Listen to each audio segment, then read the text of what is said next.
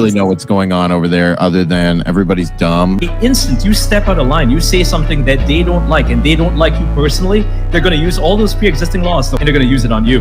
A woman exposed her male genitalia to women and underage girls. That's what happened. It's pure propaganda and it's super cringe, by the way. It's super cringe.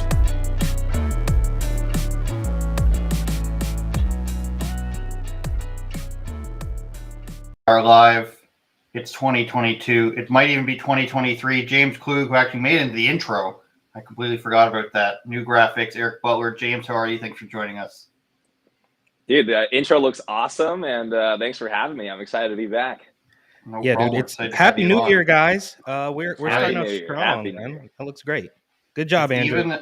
It's even a new year in Canada, believe it or not. We have the same, we have similar calendars, except for Thanksgiving. I don't know if anything else is different other than that. Oh, wait, Boxing Veterans Day. I know you guys like Boxing Day. That's Where did they even made fun of that in South Park. I saw a clip from their new COVID thing where they made fun of Ike, the little brother who's Canadian. He was coming down for Boxing Day, or coming from Boxing Day. The first thing off the top, I guess we can talk about is Marjorie Taylor Greene. You guys probably know more than me why she was banned from Twitter, which happened, I guess, today. We can go ahead and show, what is it? New York Post here, I guess we can show as our trusted source here. Let's pull that up. There we go. I do like the Post, by the way. They're not too bad. They're not the worst. They're not the worst. No, they do a pretty good job. Twitter permanently banned Marjorie Taylor Greene for COVID misinformation. Now, I had heard that it was for VAERS data, like vaccine adverse effect data. Permanently booted Rep. Marjorie Taylor Greene from the social media platform Sunday. Repeatedly violated its policies by posting misinformation about the coronavirus pandemic. Now, didn't they set a precedent that says you can't ban a sitting person in public office, like this Trump rule that they had? I thought that they made that agreement. No, I don't think so. I think they've. Yeah, I mean, I think that's kind of the new normal, and they're pushing for that to be even more the new normal. I think definitely. I mean, if they're going to be banning the sitting president of the United States, they're for sure going to be, going after Republican members of Congress with pretty little pushback from, many people. I think this is kind of the new normal that we're playing with, which is incredibly, incredibly dangerous. I did hear that she was banned because of the VAERS information that she was posting.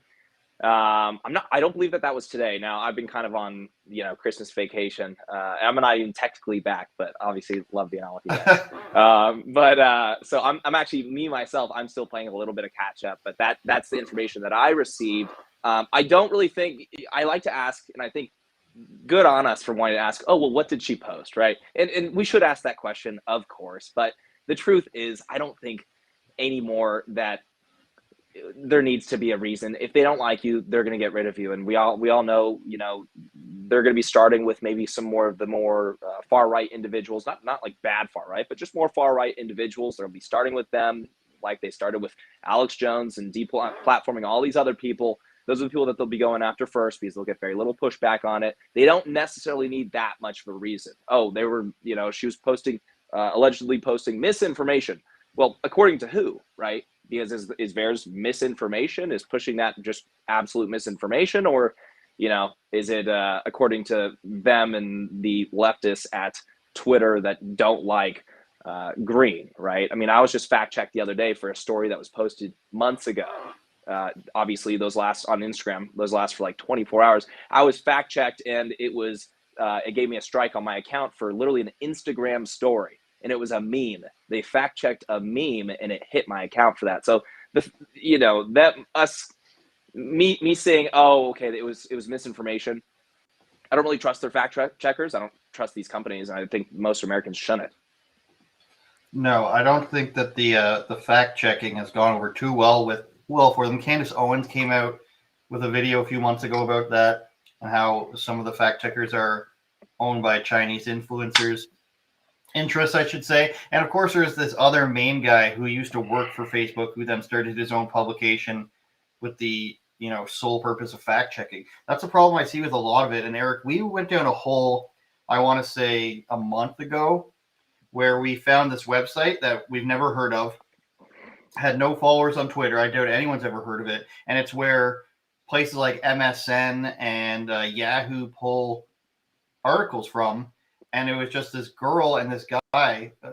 It was fewer than 3 people, I think we saw, writing all these articles for these really big publications to pull articles from. And they were just, as straight left wing as you can get, like the typical CNN bias you would see on there, or MSNBC. And it was just like a feeder propaganda source from people no one's ever heard of, from a website no one's ever heard of. And it seemed to have a sole purpose of just feeding these stories through, which I guess is probably a sweet gig for these people. But other than that, it just serves as, a cog in its own wheel. I want to read what Marjorie Taylor Greene's. Go ahead. It wasn't long ago, right, that they came out and said, oh, well, the fact checkers are actually opinion. What was that, a month ago? That was around Thanksgiving, maybe That was a little bit later. weeks ago, I feel like. Yeah, that wasn't even that long ago. So they've already admitted, in the same sense that they admitted that they fortified the election after people finally start to catch on. And I shouldn't even say finally. A lot of us knew this for a long time. But when it gets the heat gets a little bit too, hot, they finally admit it. And I want to talk about something really quick about what James said when you mentioned the word far right. We've all, even for common sense guys like us, we've even been conditioned to the point where the term far right is like a bad thing when it's really not. I mean, look at Bryson, right? Bryson is I think maybe it might be like almost as far right as you can get, but we've been trained, everybody as a whole almost, to believe that term is just really bad. And they've done it with other things. I mean, you guys know about the euphemisms, even one of the most notorious ones that's been around for decades, pro-choice, right? I mean, they make it sound like it's really good, and now it's voting rights. So obviously the truth is up for grabs. And if the guys at Twitter, and this is the last thing I'll say about this, is it's very similar to how we saw when they got rid of Andrew Cuomo. And I couldn't stand Andrew Cuomo. I credited him with actually ruining my life at a point. But we knew that when he was gone, they were only going to find somebody who was worse. And that's exactly what it feels like at Twitter. Now, I'm not big on Twitter. I don't even know really how it works. But everybody hated Jack Dorsey. But then when he was gone, you realize that he actually wasn't that bad. And it's very similar to how we see Cuomo and Hochul and even de Blasio and Eric Adams. I mean, he's now, we'll get to that later, but he's jumping out the window already on day 2. So we've got a mess. Well, let's see what she said here, because and I want to mention that, like, the reason they're saying they want to say far right is to obviously try to spin racism in it. They did that with alt-right, and then everybody was like, well, none of us identify as alt-right. And then, so now it's far right. Far right's supposed to be the bad thing. And eventually it'll just be right. Justin Trudeau thinks it's anyone who doesn't take a vaccine is racist and sexist. But she said, Twitter is an enemy to America and can't handle the truth. We don't need them. It's time to defeat our enemies. She then went on to say, they can't successfully complete a communist revolution when people tell the truth. She said, adding that communist Democrats can't stop the truth. I stand with the truth and the people. We will overcome. So that's Marjorie Taylor Greene. And one of the sort of like how she says, we will overcome. That's almost like a little bit of jab at the left, right? Like maybe a little bit. Maybe I'm reading too far into it. Exactly. Well, the thing, Twitter is weird because isn't there a large percentage owned by like, what's the word I'm looking for? Not necessarily. Is it Saudis? I think I was going to say Islamic dictator, but I think Saudis own a big portion of it. And so I'm not necessarily sure it's a communist revolution that Twitter wants. I think it's a leftist sort of thing brought on from other sources of power, but certainly they have some sort of influence in America. This is where all their tech gurus are. And I was saying before we went on, James, that I feel like Twitter and Instagram and even YouTube are going to become these places where it's just they only want video games, they only want makeup tutorials, they only want their news. Then everything else is going to have to be pushed on to a different platform. 100%. Yeah. Yeah. Well, I mean, no, that's absolutely correct, except for they will normalize it to where it's going to be an echo chamber for the left. And if you're, challenging it in any way, they're going to make sure to literally destroy your life. Now, this isn't just a problem of big tech. This is actually a problem everywhere in our country. In fact, Hollywood's a good example of where this is already the case. For sure. I mean, you come out saying anything remotely right-leaning, you better be a top dog in Hollywood that can't be canceled because of how big you are. Because if you're if you're, you know, at the bottom of the food chain, you're never getting a job ever again. Now, tech, this is becoming this new normal, and they're always testing how much they can get away with. But they already banned the president of the United States. What is Marjorie Taylor Greene to them as well? And you know, people on the right, if there's anyone that's kind of looking at this, just saying, "Oh, well, she violated their policy," blah blah blah. The direction that they're going, and it's very clear, the direction that they're going is, you know, like I already said, getting rid of people that are maybe a little bit louder, right? And then you're next, right? So it's going to be very important. People that are listening to this show, they need to understand that, you know, maybe 10, 15 years down the road, you're not going to be able to listen to this show unless you're subscribed to, you know, Rebel or anything like that, and physically getting it from their website or wherever it is. Because, you know, although it's green today, it's going to be outlets on, you know, YouTube or even my platform, James Klug, youtube.com/James Klug. That might just be gone. I might have to work through a website because they're just getting rid of everyone that opposes what they say.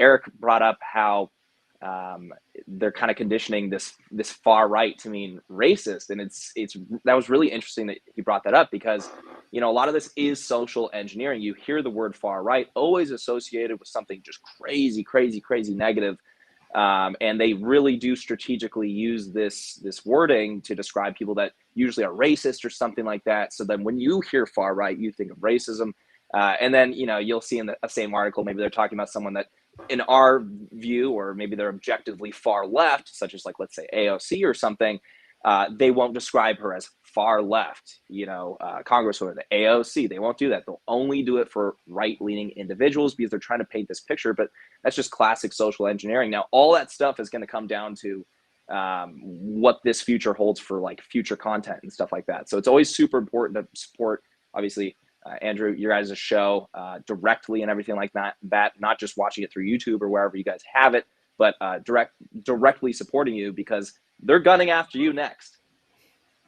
I'd like to hire you for my head of marketing, James, please, if you don't mind, after that. Very good-looking man. It's true, though. I mean, they are gunning after us. They will take out these individuals that are maybe louder and more, you know, they're public individuals such as Green. But, you know, if they're willing to silence a president, a congresswoman, all this stuff, they're willing to silence us with absolutely no problem. And I would go as far as to say, actually, what? Sorry. I said, luckily I live in a country whose government is very inept. I'm not sure they're capable of going after people. Like, they're capable of physically going after people. That pastor in Calgary just got arrested again last night, for the 5 millionth time. But as far as their, like, actual ability to come out, I don't, like, there's very little layer between me and Justin Trudeau. There's, like, me, then his staff, and then you're at the top of the country. Canada is a very small place in terms of that. Like, it's weird though. We go ahead. Oh, I was going to ask: is, in your opinion, Andrew, is Canada a little bit further behind or ahead of the United States when it comes to supporting this censorship? Would you say? I mean, we have a First Amendment, a proper First Amendment. I don't know if Canada kind of looks at that the same way. I don't believe that they do. People think we have some sort of free speech that we actually don't have. So, like, from the outset, the idea that they have of it is usually false. But I would put that into the category of nobody cares. Nobody's actually going to come out and do anything. There are very few things that people care about in Canada. Looking polite, seeming polite, hockey. There's honestly not much else you can get. People just want to be left alone. But with that comes not doing anything as well, though. So, like, would people not like the censorship? Probably like 75% of people would say no, it's bad. How many people would actually be vocal or do anything about it? Less than 5%. I mean, the compliance level here is out of this world. And I was talking to my friend about this last night. He works as a paramedic, and he says he argues with people every single day about the vaccine mandate, even though he's vaccinated. And all of his coworkers are arguing with him, he says, about vaccine mandates. And that's basically how it is up here. You're going to get around 90% of people saying, you know, they probably should lose their jobs. We should lock down again. Quebec just went into another curfew, 10 p.m. to 5 a.m.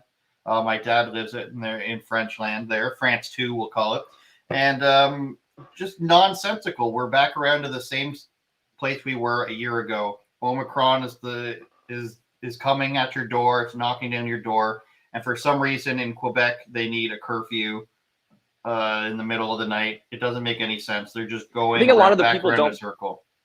No, I think a lot of the people just don't value freedom. I think this is kind of a trend that we see in free countries all across the world. We maybe we grew up looking at Russia or China and be like, oh wow, I mean, those people, they're not living in a free country. Look how oppressed these individuals are. Like, this is terrifying. We would never become like this. And a lot of these people living in kind of totalitarian countries, I would say most of them in China specifically, let's say, they're trained. There's social engineering. They're trained to love their government, their country, stuff like that. And maybe they don't know how oppressed they are. But even people in free countries, you kind of look how free countries are, and folks in free countries, they are fighting tooth and nail to get rid of freedoms, get let's say free speech, let's say gun rights, all this stuff. It's really interesting. People's kind of natural, I think a lot of people's natural lust for having a government be their daddy. There's this control that they want because they're uncomfortable with taking responsibility for their own lives. I mean, if there was a curfew that was happening in California, there'd be massive protests happening. But I think ultimately in California, people would accept a curfew for sure, because a lot of people just don't want to fight back. Some countries people are fighting back, but a lot of areas in the United States, that would absolutely work out with pretty little pushback. Well, it's almost like the grass is always greener on the other side, right? Like, you can look at these other nations and say, well, look at them. How did they get that bad? Like, you know what I mean? So we're here fighting, or not us, but some people here are fighting for more mandates and wanting to force people into their way of thinking, while we can look at the other side and say, you see what I'm saying? It's like, it's always backwards. It seems like we have what other nations want, and other nations have what some people think they want. Of course, they don't really want it. But I wanted to say one more thing about Marjorie Taylor Greene really quick, is that I think they actually, to your point, James, it's going to be hard. They're going to go they're more insane with the censorship, because I think they might have had this inkling that maybe when they got rid of Donald Trump, that they were sort of cutting the head off the snake, and everything should have just quieted down. Like, see, we got your leader, now everybody shut up. And then it didn't happen. So now they're even more angry than they were the first time. And we all know that the anniversary of J6 is coming up, and we're going to hear about that nonstop for at least 2 weeks, right? I mean, they're gonna start talking about at least half 1 year. anniversary. You mean? Yeah, it's gonna be insane. And by next January 6th, by January 6th, 2023, the whole story is going to be completely diluted, as if it already isn't. I mean, I don't think anybody really knows exactly what happened, and that's how they want it to be. But as the years go on, it's only going to get more and more diluted. It's like that story. Remember Brian Scalabrine? Maybe this is a little bit off topic, but he said that he won a championship with the Boston Celtics in 2004 or whatever it was. But by 2025, he was going to be the MVP of that game, and his kids were going to think he scored 50 points. And that's how it's going to be. It's going to be this completely diluted story. And we know that they've changed history. Who knows what's really accurate anymore? But that's exactly what they're going to do. And they're very angry with the people who haven't shut up after Trump got kicked off, and after, I mean, you name it, Alex Jones. I mean, remember Milo, all these people that they got rid of, and it just keeps going. Mm-hmm. So they're going to keep getting angrier, and it's going to take less and less and less for you to be booted off Twitter.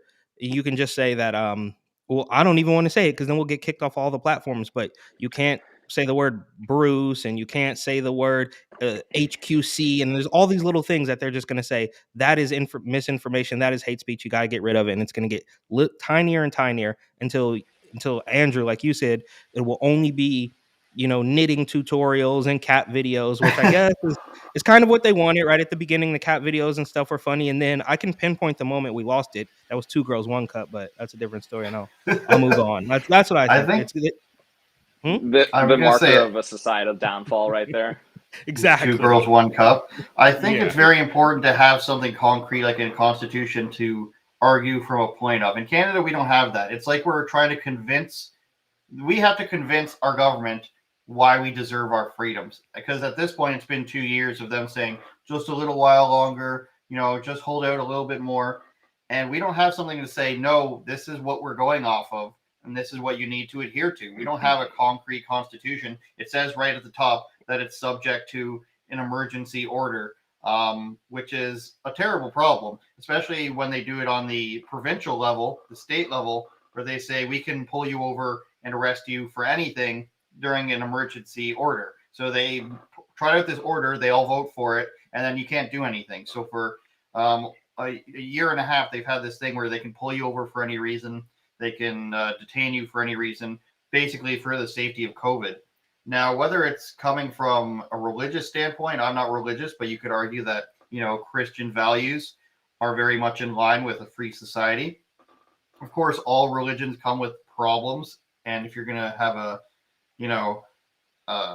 a state run by religious rule, you're going to run into wars and stuff like have happened over time. But if you have something like the Constitution, which I would prefer, then you can say, hey, no, I have the right to bear arms. I can say whatever I want, as long as it's not a crime under other things. You've got all these, pleading the Fifth Amendment, all this stuff that I simply do not have in this country. And it's like, I'm tired of asking people who, I know somebody personally who's friends with a person who works for the premier of the province. So like there's 1 degree of separation, like I was saying, from myself and the leader, our leaders in government. It's that small of a circle, but they get to tell me what to do with my life. They can tell me where I can go. They can tell me the limitations they can put on my business, the citizens' business, and they can handle $100 billion every year. There's this guy who works for the Federal Conservative Party, who keeps Rebel News reporters out of press conferences, out of events. He's just some nerdy guy. I think Sheila Gunn-Reid called him King of the Nerds or something like that, because he's a really scrawny, nasally guy, and he's just he's his own personal dictator. So no, you can come in. I'm the communications director. You can come in. All this, and then once you enter that room, all of a sudden you're surrounded by people who are deciding how $10 billion are spent each year for the rest of the province. So it's a really crazy situation, and I'm pretty sick of having people, who aren't smarter than me. They're not smarter than you guys. They're not smarter than a lot of people running the country and telling me what freedoms I should and shouldn't have. And the places to go are, what are we down to? Arizona, Texas, Florida, Tennessee. If you're boring like Eric, you can survive in South Dakota. Stuff like that. And that's it. And that's what we have to consider now, I guess. I miss South Dakota. I think let's see. I wanted to touch on a couple of those things. I think definitely. I come from a Christian family. A lot of my friends aren't religious, but I would consider myself to be a Christian. I don't really use my platform so much for kind of religious talk and stuff like that. But I will acknowledge something. I do think that it's harder to take away a society's, United States, let's say, God-given rights than just government rights. So the more secular I think our nation gets, the more people don't care about these God-given rights. They don't care. They don't really value these freedoms as much as they once did. I do agree with Andrew, your point. Yeah, of course, all religions have their faults and stuff, but when it comes to the benefits of religious communities, they tend to take care of each other better, the charitable giving, stuff like that. The more secular our country gets, the more selfish we get, because the highest power in our life is ourself. Now, I might get crapped on from maybe atheists or agnostics for saying that, and there's a lot of amazing atheists and agnostics that I know personally in my life, of course. However, I think as a whole, on a communal level, religions are very, very, very important. I did want to say also, for the Constitution, all day I'll take having a Constitution, the United States Constitution, over no Constitution, right?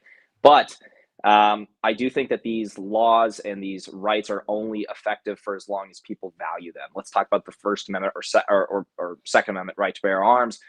as long as our culture values these things, values your right to self-preservation and your right to own a gun to defend your family or property, and in the case of government completely, interfering in your life and trying to take over your life in every respect, you have the ability to resist them, not just domestic but foreign enemies as well. As long as the culture values those things, the Constitution will stand. But what they're trying to do in the United States big time is trying to absolutely change that when it comes to not really valuing free speech, right? That's why they talk about hate speech. Maybe hate speech doesn't exist in the United States. That's not a thing. Hate speech is free speech. You can decide to be a complete jerk, but you still have that free speech to be a complete jerk. And I think a lot of what they've done in the United States is trying to get away from valuing those rights so they can change that. And that's what we're going to see. I mean, that's what we're seeing right now with tech censorship and stuff like that. A lot of old-time Republicans or conservatives are like, oh, well, just go start your own Facebook. I'm sure you guys could agree that's a really stupid thing to say, because they're literally, I mean, these big tech is that flow of information that is the media now. And so Democrats have seen this, and they use this as that kind of political arm because it's very beneficial. They've also basically taken over all these industries to where all the folks at the top are Democrats or leftists or whatever they may be.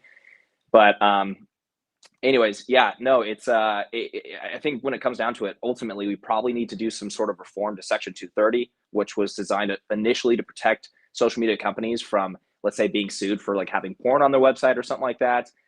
And now, instead of actually being platforms, they've really become more of publishers, because they're giving you the approved opinions. Anything that's not approved is going to be banned, like we saw with Marjorie Taylor Greene. And yeah, I think, Derek, you want to say something? No, go ahead. I was going to say, I just think that they should have to just follow the law of the land of the United States. If they're going to be companies operating, they shouldn't have this protection any longer. They've clearly abused it. And I think they should just have to follow the law. You can't harass people. You can't threaten people. You can't incite violence against somebody. You can't, traffic human beings. You can't do all these sorts of things that are against the law.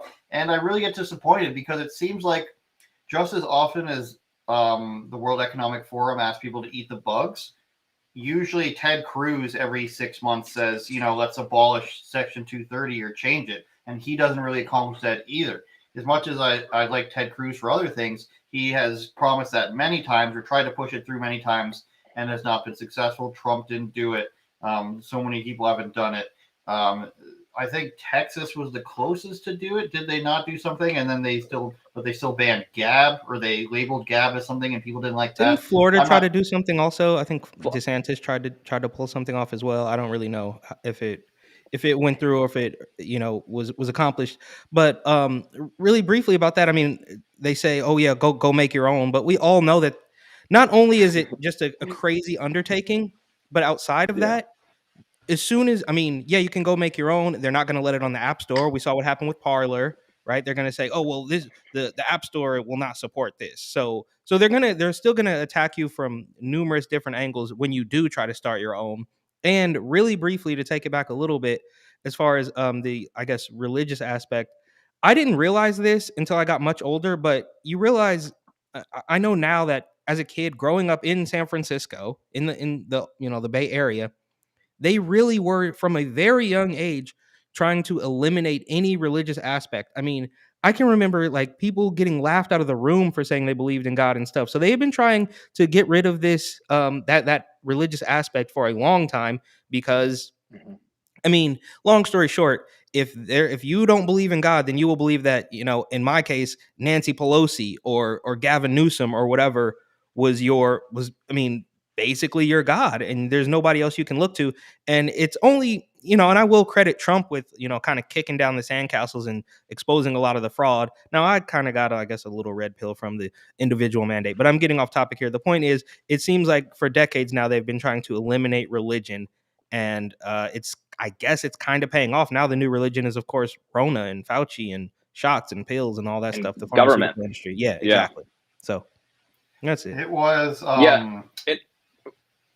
I was going to say really quick. When we were younger, I feel like, sorry, Andrew, when we were younger, I think we look at a lot of like government officials as being like really intelligent. Like, wow, like look at this person, this even this president. I mean, whatever it is, this person works for the government. They must know what they're doing. And then you get older, and you're like, wait a second, these people are idiots. Like, and that's something that you realize when you get older too.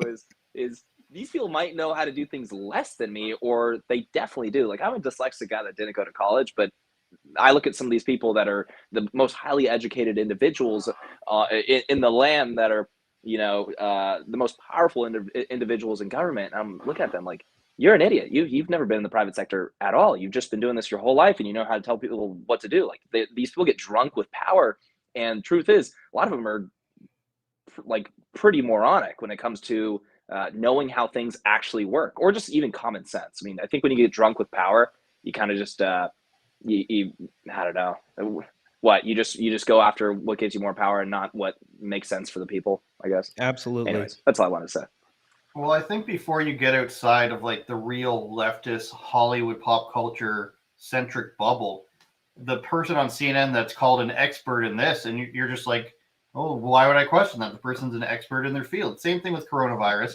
And I always think back to when Trump said something about Sweden, and he's saying things are looking bad there. I think it was related to like the Malmo, like firebomb attacks from Islamic groups there. Okay.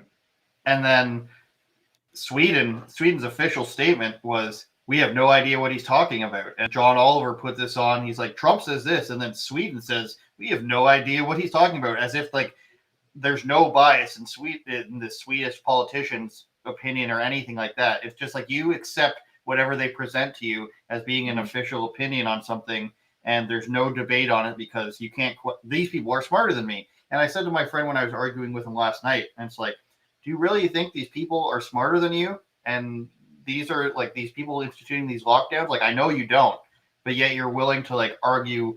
You're willing to give credence to their side on things. We were specifically talking about our gun ban list in Canada, which is hilarious. They obviously can't ban things based on the mechanics of guns because that wouldn't make any sense. So we literally just have a long list of guns that are banned. It's the ones they find most scary. And a lot of people, and they added to it like 2 years ago, or less than 2 years ago at this point. And they do it every time they win an election. They're like, we're going to curb gun violence, even though there's barely any in Canada. There's also no such thing as gun violence. That's another one of those euphemisms. I'm sorry, that one triggers me to the max. There's no gun violence. Did the gun get up and start robbing people on the subway platform? No, it's insane. Sorry, gun violence, bro. And that's the one that they've been using for so long, and it's slid in and it's got into our vernacular as well, and it's complete and total nonsense. Yeah, I think the worst part is people are so willing to be controlled that, like, the truth is, ultimately, let's say, what we look at China doing. They obviously oppress their people. It's a totalitarian regime. These countries that do allow, and sorry to break it to you, Andrew, but these countries that do allow this stuff, these people that are willing to be completely dominated, not all of them, of course, there's great people, but if the majority is willing to just be dominated by their governing body, they will end up just like China. They will end up that direction, because if the argument that keeps winning is, oh, well, it's the good of the collective, you want to keep everyone safe, right? Like don't worry, the government's going to control more of your life. We want you to be safe. If that argument keeps winning, and the argument that which truly is the argument against freedom, if that argument keeps winning, that's the only direction that you can possibly go. So that's really what people, I don't know, especially with COVID, when it comes to these COVID mandates and stuff like that, like, this was the death of critical thinking and people's ability to see into the future. They fully adopted being short-sighted, and it didn't matter what rights they were giving away as long as they felt more comfortable. And they went and got in line to get a test. It's happening all over the place. So you get your bajillion tests. Oh my God, the numbers. So we're live on Getter, so we should give a shout out to the people. Give a shout out to the people there. A real algorithm there. Algorithm even. And Joe Rogan just jumped on board. Tim Pool's on board there. Lots of people there. Twitter continues to ban use from his platform. Podcast superstar Joe Rogan announced that he's getting to set up a Getter account just in case shit over at Twitter gets even dumber. I'm here now as well. Rejoice. So that, of course, is in reference to the guy he had on, the inventor of the mRNA vaccine, who was just on his show after he was banned on Twitter, and he probably saw, I'm pretty sure Joe Rogan doesn't agree with Marjorie Taylor Greene, but he can see censorship, and far right figure Joe Rogan defends such and such now. And it's like, how far, like, the person who invents the vaccine can't be talked about, the person who invents the PCR test can't be talked about. It's going to be like, soon enough, Mark Zuckerberg's going to be banned, like if he gives up controlling share of Facebook or Meta, it's going to be like Mark, the former owner of Meta, and his far right tangent that he went on Joe Rogan or something. Imagine the day when the Zuck goes on Rogan. I'm sure it'll happen eventually, guys. I don't know. And isn't there if we that should be clip waiting now for that. of Rogan floating around, kind of like, I don't want to say endorsing, but basically saying that Michelle Obama is going to be she's great and Obama was the best president and all that stuff. Is that recent? I think he I said don't that know. a I few Rogan's saw a the times clip. liberal. where he thinks that. But was that a recent clip, or was that that was an old clip, right? And it's just like He I'm said not it more familiar, than but once. Joe Rogan's a liberal. He's Okay. he's a liberal, but I think in a traditional sense, I don't think a traditional kind of liberal, like free speech, is a liberal idea, right? It was. No, I mean, it still is by like the proper definition. I think what we're dealing with now is a lot more leftism and what liberalism really turns into. Like, it's so funny because, Eric, you're talking about how they kind of brand far right a certain way to make it sound just the scariest thing ever. And obviously they do that on purpose. But the truth is, I mean, a lot of these folks on the left, a lot of our friends on the left, they're going further and further and further and further left. I haven't really changed. I haven't gotten more far right or anything like that policy wise. I think my disdain for some of these people has certainly increased, no doubt about it. I'm sure a lot of people at home feel the same way, and I'll be honest about that. But when it comes to my policies, I'm pretty. I haven't really shifted very much. These folks on the left, they're going so far left, and it's almost like being on a football field, and you're center right wherever you are, and that the person on the left is going further and further left all the way into the end zone, and they're looking back and they're saying, why are you so far away from me? What's going on here? It's like, you're walking away. I'm not. You're going further left. I'm not going anywhere. I'm literally just chilling here. You guys are losing your minds. And I can testify to that simply because I don't want to say I was like, I grew up on the left, but I grew up in San Francisco and it was just the default position. So For sure. I could see it happen. Like, I mean, when I was in college, which wasn't that long in the grand scheme, I'm not that old just yet. But when I was in college, it wasn't, where, to the point in San Francisco, by the way, like basically where this stuff comes from, San Francisco, Berkeley, all these little cities, I guess Portland and Seattle contribute to a lot of this as well.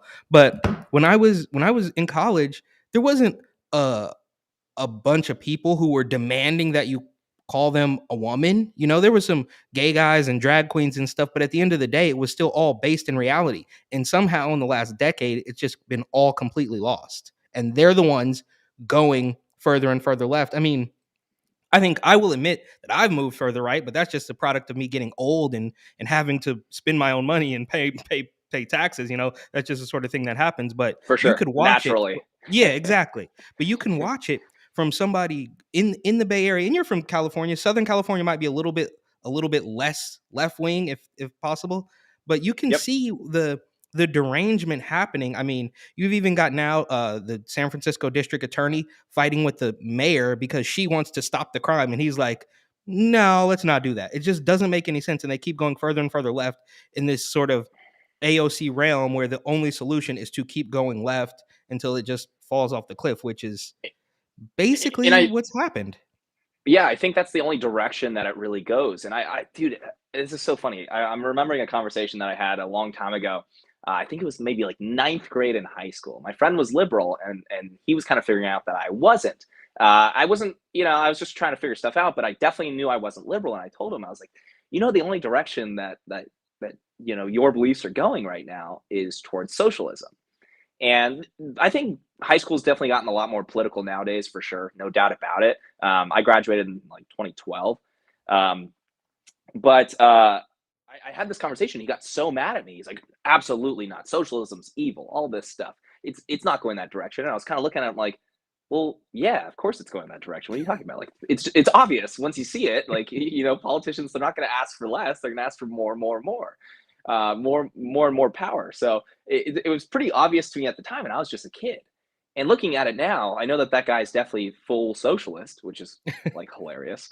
But it's exactly what I had predicted when I was young, and this is kind of just the natural progression of leftism. And I think back to our point talking about Joe Rogan and stuff, it's not that Joe Rogan is this like hardcore right-wing guy. I know he's upsetting his left-wing base big time with all of this stuff, but he's remained consistent, let's say at the very least, when it comes to traditional liberal values, preserving, like valuing freedom over, giving your rights away for the comfort of the collective. Like that's just, it's just communist rhetoric right there. It's absolute garbage. I'm sure in North Korea, there's very little graffiti. How awesome is that? There's probably also very little crime. Beautiful. Such a great thing. Now, but back to Joe Rogan, I know that he, from what I can at least see on his show and stuff, it's not that he's more Republican or conservative or whatever it may be, but he's definitely realizing, whoa, this is kind of getting out of control. And, CNN is doing hit pieces on me because I'm saying factually accurate things. And the only people that are willing to agree with me, or at least sit with me, are people that are somewhat conservative leaning. He's going to find that more and more problematic the more he starts to wake up, for sure. No doubt about that. But I don't think he's like really shifted too much. I think that the left, back to my original point, has just gone off the rails, just way too far. They moved the window so far left. And I've noticed, and you guys have probably noticed this too, but even the words, I'll call him Carl Malone for the sake of censorship, but even this guy's name is triggering that specific notification on Instagram where it says, well, these vaccines go through rigorous testing or whatever the notice says, but it's not even like they're a on meme. Damage control already. Yeah, they're on damage control just by the man's name showing up in a post. It's not like, I don't trust this, I'm not gonna get it, here's the proof why it's all wrong. It's just the man's name. People are saying, okay, this episode got censored off YouTube, and just the printing of that man's name is triggering these notifications. So it's gotten way out of hand, and hopefully it's got to hit the wall and bounce back. I don't know. I don't know how we get out of it. I mean, we can just keep talking about it until they censor us all. See you guys in the gulag, I guess. Yeah, they probably made that episode 10 times as popular as it even should have been. I'm sure it deserved, a lot of views and very interesting conversation. I actually didn't watch it yet. Like I said, I was kind of on vacation a little bit, but I think a good rule of thumb is just, if something is being banned from YouTube, Twitter, whatever it is, any content, go out there and watch it. Honestly, go out there and watch it, because you might find that the person is just absolutely nuts or something like that. Maybe it's just a waste of your time. Great. But you might also find that the system doesn't want you to be exposed to certain information, and you might actually learn something. So absolutely go out and watch that stuff. I think that's probably a new rule I've made for myself. So I'll be sticking to that. And that's how just really quick, that's how I got into that's how I was introduced to Ben Shapiro, right? He's kind of like the entry level. That's when you start to realize that none of this stuff makes sense. And I can remember a protest in Berkeley, California, and they're like, we got to get rid of this guy. And I was like, why? What's wrong with it? And somebody showed me a Ben Shapiro podcast, and I was like, oh, this isn't so bad. All right. And then that's why they're so adamant about stopping it, is because as soon as you get to hear it, you're like, oh, that actually kind of makes sense. Oh, that's not so bad. This is not so bad. And then it's a slippery slope to the point where you're far right. One of the very first exposed to good ideas. Yeah. One of the very first YouTube videos to get the whole you can't like, you can't share, you can't comment. One of the first restricted treatments was actually a video called like the Jewish question, but it was debunking like neo-Nazi theories. It presented their arguments and then took them apart and showed why Holocaust deniers were wrong in this video. But nobody, like the censors didn't care. It was just literally the title. They had to censor it. And that's an example of like, you don't know what it actually is that they're censoring. So you need to go watch it. They ended up deleting this guy's channel because he was doing a lot of the, he was digging into child trafficking. And so they obviously got him out of there pretty quickly. But that just goes to show you, like proving your point. Like, they thought it was so bad that it was worth, censoring. In reality, it was actually quite reasonable, and people were just so afraid of something of that nature that they had to ban it immediately. Again, and so somebody doesn't cut this up, it was actually something debunking Holocaust deniers in the video. Yeah, Eric, we gotta be careful here. George Soros is watching. Funny story. I just remembered George Soros. Okay, so there's this thing right now. It was on Fox. It was on Tucker. And what's happening with Rebel News is one of the banks denied a bank loan to us.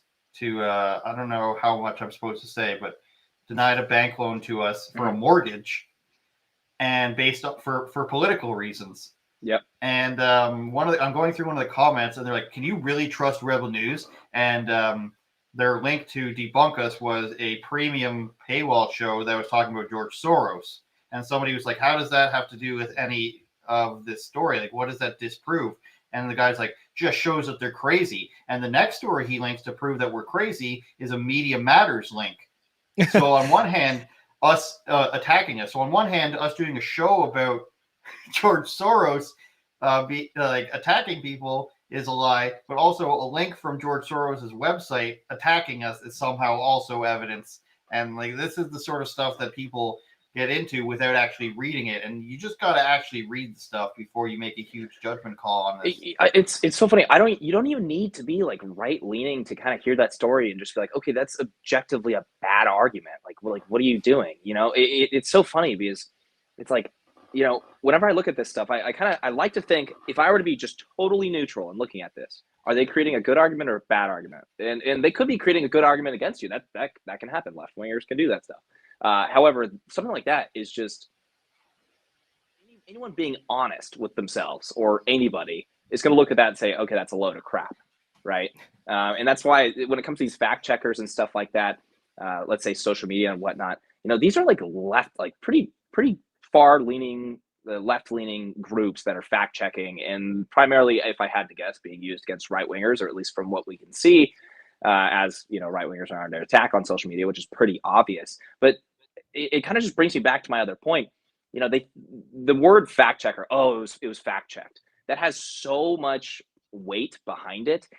A lot of people turn off critical thinking when they hear it was fact checked. It doesn't matter that it was fact checked from some far left group, or that they fact checked something completely absurd, like that meme that I brought up on my Instagram.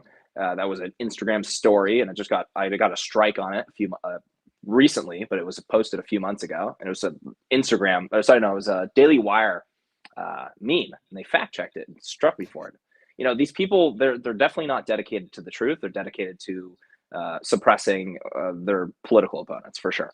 And as soon as you kind of realize that, then you can kind of say, okay, you can ask like the right questions. A lot of people aren't maybe politically savvy, or maybe they're not involved enough to be asking these questions. They just hear that you get fact checked, and it's like, oh, well, you got fact checked, or you got an article written about you that says you're bad. I'm gonna. A lot of people just believe them, because I think a lot of people just aren't they don't have their kind of eyes open yet. And as soon as you do open your eyes and see that stuff, you're like, okay, yeah, there's a lot of theater here. Yeah, and they just throw it into the ether. So it doesn't, right? I mean, they can just say, like for instance, I can go back home to San Francisco, and I've literally had friends of mine. Now, this was a couple years ago, like early in the Trump administration, and they'll be like, "Oh, well, didn't that guy do something racist?" And I'll be like, what are you talking about? What happened?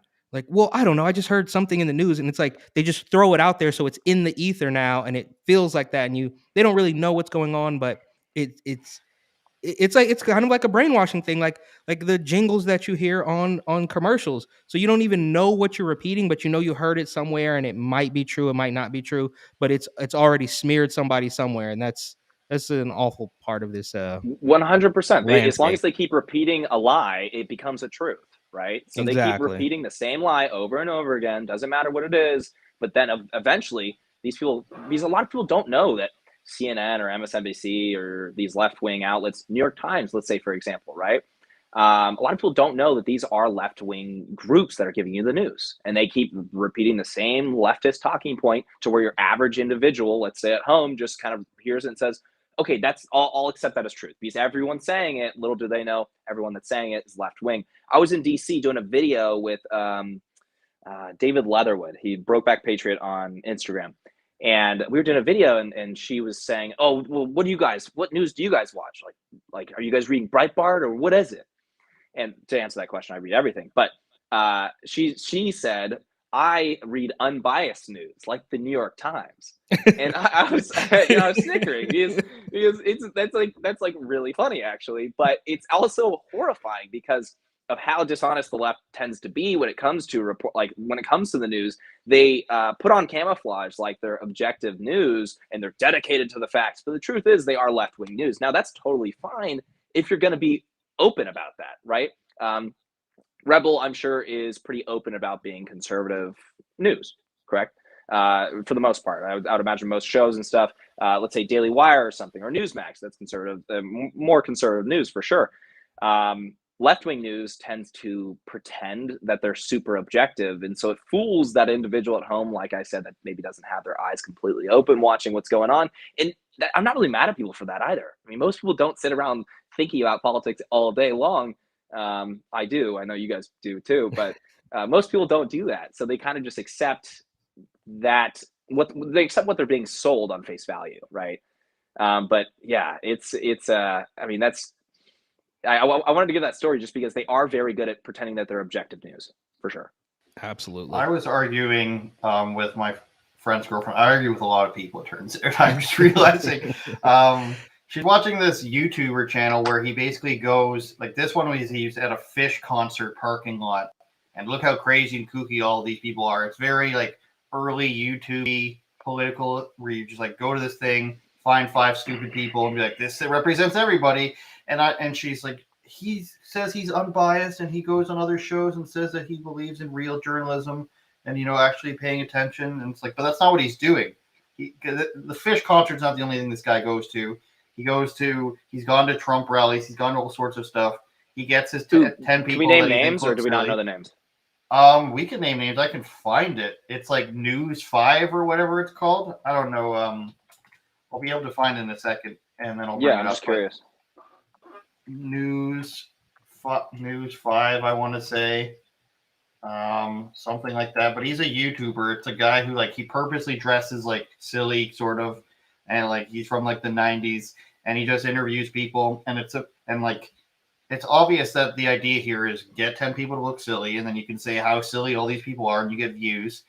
And it's just not as unbiased as anybody wants to pretend that it is. Like this guy. He's not actually unbiased. He chooses these events for a reason. And what gets clicked is what people figured out in like 2015 is showing people being ridiculous. Now, people have evolved from that. I would say most people, except for one YouTuber who I care not to name, who's in the political sphere. Let's just say he wears his sunglasses all the time. That's as far as I'm going to narrow it down. Everybody evolved. Like that's not like a credible thing to do.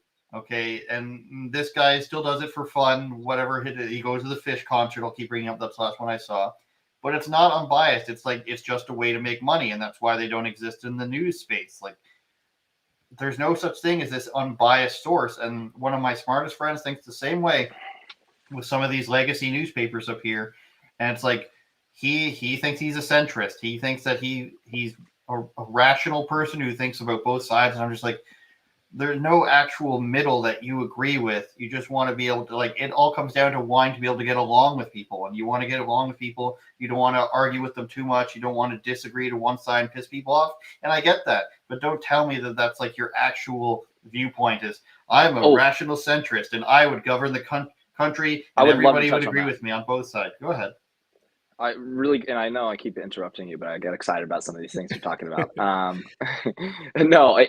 Honestly, that's such an interesting point that you just brought up. And from my personal experience, I just want to say, I have noticed that people do that when they want their opinion to be elevated as kind of a point of authority, right? Oh, well, I'm unbiased, so my opinion is very strong here because I'm unbiased. I'm centrist. I see both sides. I'm so open-minded, and maybe you're a little bit less because you have a strong opinion of something.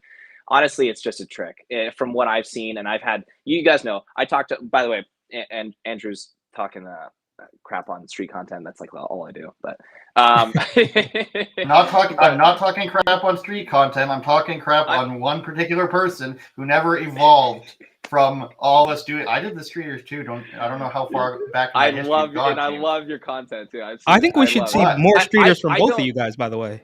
It's somebody who be never something. evolved and I always thought was a little bit smug. I disagree with him on some stuff, but he just never evolved. And it's not, and I don't mean not evolved by didn't stop doing streeters. What I mean is didn't evolve past the type of streeters that he does, which is just like, whoa, what do you mean? You guys are so silly. Oh, I'm going to catch you with this question. Like everybody realized that there was something better. How about you just like let's just stop the subs For sure. and just say the name, bro. I think one day.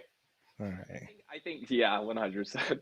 I think when it comes to doing that stuff as well, you can choose to be fair about it or unfair about it or something like that, right? Like for me, I have like unfair videos where it's like I have a fake petition doing something. We talked about this stuff.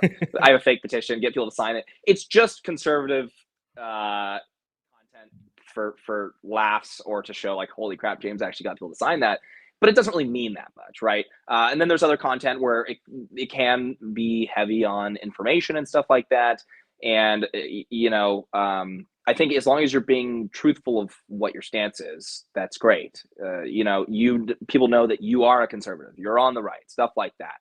So they know what they're getting. And then they can decide if they watch the video, they can decide whether they think it's fair or not. I think some people, for sure, in 2015, 16, when that kind of started, some people were just being totally unfair, which is, at that point, it just becomes like entertainment or whatever it may be. But I forgot what I was going to say. Andrew, what were you talking about what were you talking about when I was saying I wanted to touch on it?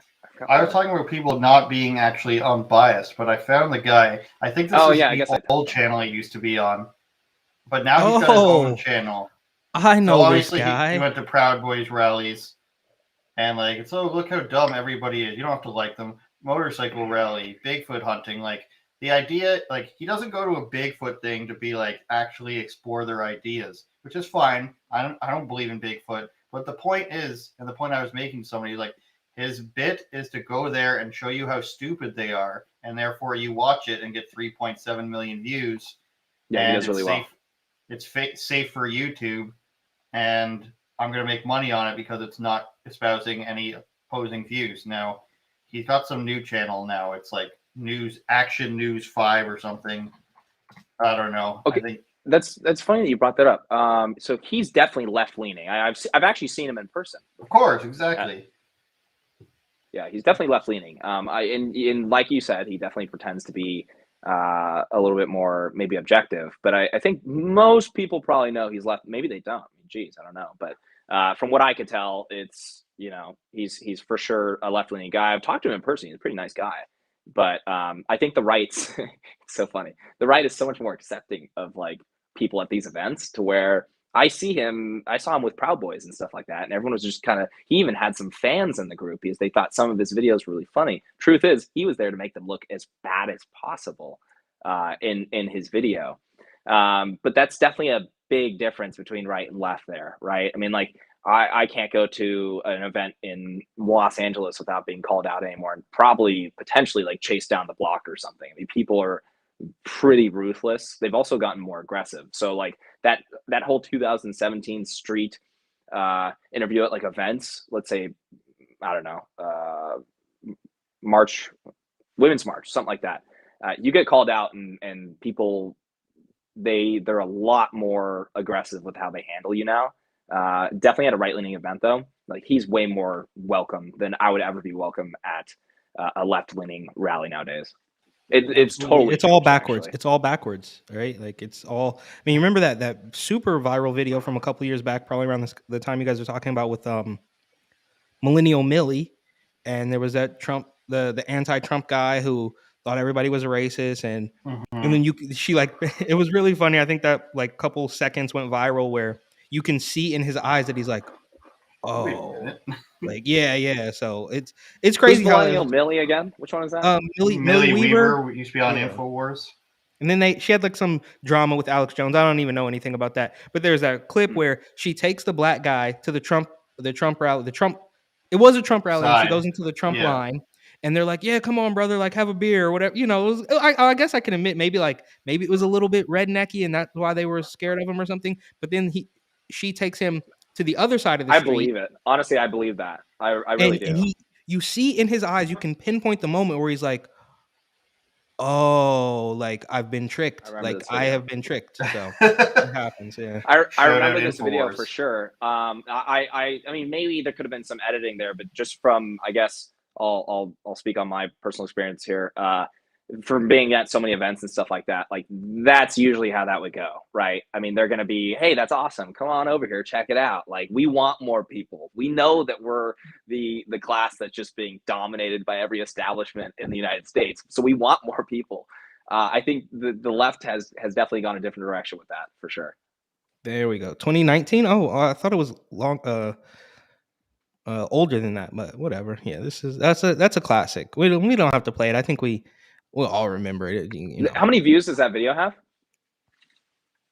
This version only has 20,000, but it's a re-upload by some guy, so Right. it has millions. Oh, it had okay. millions at the time. Yeah, it was a good video. Shout out Infowars. Alex Jones answered my phone call. Did I tell you, Eric, that Alex Jones pocket dialed me a few weeks ago before the No, Christmas break? that's amazing though. You were I think I'm blacklisted. I think I'm blacklisted by Infowars for some reason. I have Alex Jones's phone number. I called him, left him a message. He butt dialed me back. All I could hear in the back, I just hear him talking. You were so excited by talking your about this and that. by the you were so excited by the Merry Christmas message from Will Witt. I didn't get to hear about Oh, that's true. Shout out Will Witt. We got a little time left. I'll let James choose what he wants to talk about. I want to play your latest video from Newsmax, but do you want to talk about after this Jack Murphy guy? You want to talk about the Marine from January 6th, or do you want to talk about Aunt Jemima? I think we could have some fun with Aunt Jemima. Okay, let's play your video first. Latest one, James Klug on Newsmax. I've said it before. I'm not going to shut down the economy. I'm not going to shut down the country, but I'm going to shut down the virus. I think he's delivered on that promise. No. Absolutely not. Bring back Trump. What's going on, everyone? James Klug here. Joe Biden promised to shut down COVID in 2020. So today we're in Los Angeles, California, and we're going to see if people believe that he's delivering on that promise. Do you think he's delivered on that promise? No. No, I don't think so. Absolutely not. Bring back Trump. I'm thinking he's doing the best that he can do because there's a lot of people getting in his way that are trying to resist the vaccine. He's working on it because, the COVID is very complex. Now we have variants of that. So he's trying the best he can for our country. We just restricted travel from South Africa as well as 7 other countries. A lot of people brought up the southern border. We've set a record on illegal crossings. Is that problematic when we're trying to prevent travel by air but not by land? That's a question. Yeah, I don't know. It has to do with protecting our health and not bringing in this variant. Yeah. Now, as for the southern border, we have to control the immigration issue there, and I know the Biden administration is trying the best they can. Do you think that having an open border is problematic when it comes to that? Absolutely. Joe Biden, I hope, if you hear me, I hope you're still working on that. All right, everyone, that is it for today. Some definitely believe that Joe Biden is doing the best job he can, but many are not confident in his ability to keep his promises that he made in 2020. Reporting for Newsmax, I'm James Klug. Would you ever hear people say Trump's just doing the best he can? If it, I think can I just say really quick, I want to see more of the disinfectant. Just bring the disinfectant everywhere, and that is going to be the key to millions of views on every single one. That was hilarious. I might have to repost it today because I'm just thinking about it now. And those, I think was that video when you were doing the disinfectant, you were trying to convince people to get 3 masks. I mean, great stuff. Kudos on all of these. But I can't help but laugh to myself when I think about the you spraying down the clipboard for like 20 seconds at a time. Well, I don't know if people have seen that video, but that during that scene of the spraying the clipboard, I when I was doing it, I was hearing he's also with a group of like 4 guys, and I had my camera guy, and then I had 2 friends that were like across the way, and I could hear them. I could hear them snickering while I'm trying to like keep a straight face spraying this clipboard. Obviously that video is unrelated to this one, but by the way, I did want to. People are going to ask this right away. That that was a triple mask petition. Basically, it was like a federal mandate, like a petition to support a federal mandate of triple masking. We do those ones, and those ones are just straight fun. But that one is brutal. It deserved more views on YouTube, I swear, man. But whenever COVID's being talked about, I think they kind of just take it out of the algorithm a bit. Oh, for sure. Yeah, that's kind of what I've noticed. Maybe I'm just making an excuse for my poor performing video. But here's the mask, here's the visor. Yeah, it's great. But for that video that you just showed, I know people are going to ask this, so I just want to say it. That was a segment on TV, so it was a short video, right? But out of the people that we talked to, surprisingly, or maybe not so surprisingly, people are definitely not standing up for Biden that often. I can go out and pursue finding people that are going to stand up for Biden. But that one, I was just trying to grab like a quick pool because we were making a video for TV, right? So that's gonna be like 2 minutes long max. And we were shocked by how easy it was to find people that were just like, no, he's doing a crap job. And I think that maybe is an objective truth, right? Because you're average American, maybe they were pissed about COVID. They're seeing Biden, borders wide open. Nobody seems to have a plan. He said that he had a federal plan, but then he, later said, we all knew that he didn't. And then now he announces that there's no federal plan and it has to be done on a state level. Republicans have been saying that for a long time. But it's whenever I go out and do these Biden videos, man, like I know I'm ranting. And that's in Los Angeles. So we're not talking easy. about. That's what I'm saying. Los Angeles, it's so easy to find people criticizing. That's crazy. We've been lied to. That's it. The hard-hitting news story that I frantically messaged you guys from inside of Walmart was Aunt Jemima rebranding as the Pearl Milling Company. And I was like, maybe it's just their parent owner. They didn't go that far. But no, they've rebranded as the Pearl Milling Company. You see Aunt Jemima there. So now I have to boycott them. There's 3 other brands of maple syrup there, Canadian syrup. Eric's got a joke about that somewhere. But it's just like, correct me if I'm wrong, Eric. We've talked about this and I've shared my conspiracy that the actual plan here behind the scenes is let's get as many people, visible minorities off of things as we can by guising it as it's a racist thing. No more Goya beans, no more Uncle Ben, no Aunt Jemima. Am I insane for thinking that might be the actual reason behind it? Because it's literally hurting nobody. And Land O'Lakes, remember the butter too, the right, lady. Or so when you see Eric as a non-white man, when you go and see Uncle Ben and Aunt Jemima, does it offend you? Dude, okay. Well, obviously, I had never thought about this until they started canceling these people. It never offended me a day in my life.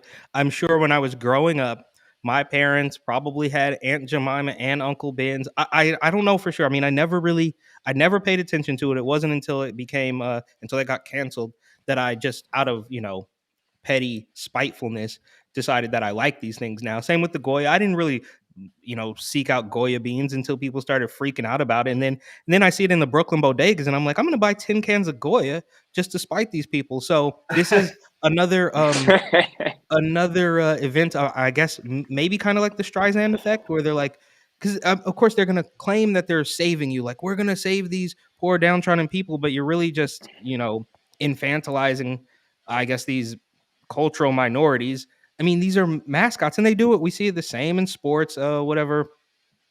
The Washington Redskins football or maybe team. The Blackhawks. Yeah, it's crazy. So it's just textbook Democrat, like 1984 doublespeak stuff. It's just textbook stuff. I mean, I want to just ignore it, but we can't go back now, right? The Land O'Lakes people are not going to say, you know what, we were wrong about that. We're going to put that little Indian lady back on the thing. All I can do is choose not to buy it and maybe buy another brand of butter. I don't really know what we do about this, man. We've come too far. I don't know how we work our way out of this, wet paper bag.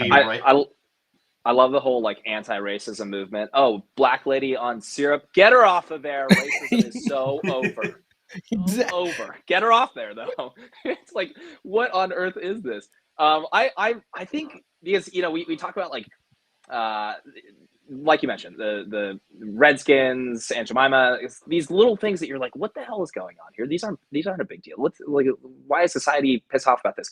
Society is not pissed off about this. In fact, angry white liberals are pissed off about this because I guarantee if you did a poll in the black community, they'd be like, yeah, Aunt Jemima's a legend, bro. Like, put her back on. I know that there was definitely a poll about the Washington Redskins where they polled Native Americans and they had no problem with it.